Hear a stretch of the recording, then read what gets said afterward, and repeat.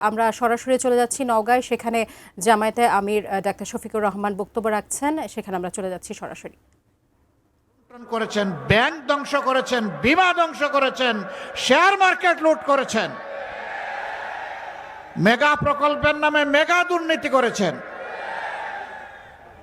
এই লুণ্ঠন করার টাকাগুলো দেশে রাখার সৎসাহস ছিল না বলে বিদেশে পাচার করে দিয়েছে, যার পরিমাণ হচ্ছে 28 লক্ষ কোটি টাকা। এই টাকা কার? এই টাকা আপনাদের। এই টাকা কার? এই টাকার মালিক জনগণ। জনগণের ট্যাক্সের টাকা, ঋণের টাকা, অনুদানের টাকা চুরি করে এরা বিদেশে লুণ্ঠন করে পাঠিয়ে দিয়েছে।